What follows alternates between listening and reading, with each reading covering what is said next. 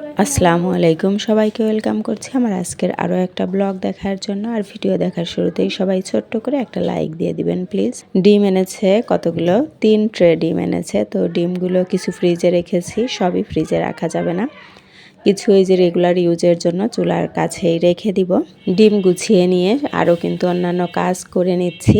তো এই যে এটা হচ্ছে সাবানের সাথে এই কন্টেনারটা ফ্রি। তো সাবানের কিন্তু গন্ধ থাকে, কোনো জার বা কৌটা থেকে গন্ধ দূর করতে হলে এই টিপসটা ভীষণ কার্যকরী। এই যে ম্যাচের যে কাঠি জ্বালিয়ে এরকম ধোঁয়া বের হতে থাকবে আর আটকিয়ে দিবেন, এতে করে কিন্তু যে কোনো গন্ধ, এটাতে এত সাবানের স্মেল, তো এটা কিন্তু একেবারেই দূর হয়ে যাবে। আমি কিন্তু এরকম রেখে দিব, পরের দিন কিন্তু আমি ওইটা আবার ইউজের জন্য মানে রেডি হয়ে যাবে আমার।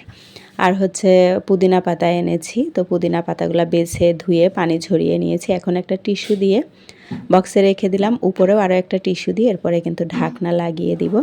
আর এই যে আমার আজকের ইফতার, খুবই কম আইটেম করেছি আজকে, খিচুড়ি করেছি, সবজি খিচুড়ি। এখানে হচ্ছে পেঁয়াজু আছে, বাঁধাকপির পাকোড়া আর হচ্ছে বেগুনি আর সালাদ কেটে নিয়েছি।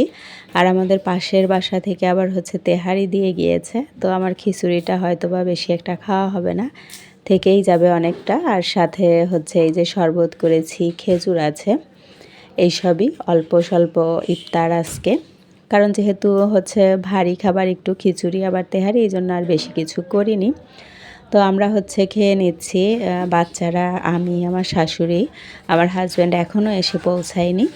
তো একটু তেহারি খেয়েছি আর একটু করে খিচুড়িও খেয়ে নিচ্ছি, যেহেতু রান্না করেছি। গরম গরম খিচুড়ি খেয়ে নিলাম আচার দিয়ে। ইফতার শেষ করার বেশ কিছুক্ষণ পরে মানে 8:30টার দিকে আমার হাজব্যান্ড বলছে যে খেজুরের বার্গার খাওয়াবে না। আমি আবার বলছিলাম খেজুরের বার্গারের কথা। তো হচ্ছে আমি বললাম ঠিক আছে, তো বানিয়ে নিয়ে আসি। তো প্রথমে খেজুরের বার্গার বানানোর জন্য এই যে খেজুরের বীজ মানে মাঝখান থেকে কেটে খেজুরের বীজটা কিন্তু বের করে নিতে হবে। তো আমি যতগুলা খেজুর নিয়েছি সবগুলো বীজ কিন্তু বের করে নিচ্ছি। আর এটা বানানোর জন্য আমাদেরকে লাগবে হচ্ছে বাটার। তো বাটার হচ্ছে স্লাইস করে কেটে নিব। তো যেমনটা লাগবে খেজুরের সাইজ বুঝে আমি কিন্তু বাটার হচ্ছে স্লাইস করে নিলাম।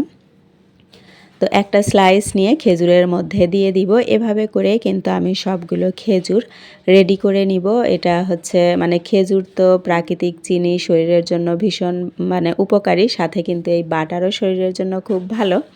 আর বানাতে বানাতে হঠাৎ করে আমাদের হচ্ছে কারেন্ট চলে গিয়েছে, যার জন্য এখনকার ফুটেজ এরকম। এই যে খেজুরের হচ্ছে বার্গার আমাদের কিন্তু রেডি হয়ে গিয়েছে। যারা বাটার খেতে পছন্দ করেন তাদের কিন্তু ভালো লাগবে খেজুরের বার্গার। আর হচ্ছে এই যে একটা ডিআইওয়াই করেছিলাম রাবার ব্যান্ড দিয়ে আর হচ্ছে চুড়ি দিয়ে, আমি কিন্তু ভিডিও আপলোড করেছি গত দিনে, যারা দেখেননি এখনও দেখে আসতে পারেন। খুব সুন্দর একটা হ্যাঙ্গিং ওয়ালমেট কোনো রকম খরচ ছাড়া তৈরি হয়ে গেল। আজকের মতো এখান থেকেই বিদায় নিচ্ছি, আল্লাহ হাফেজ।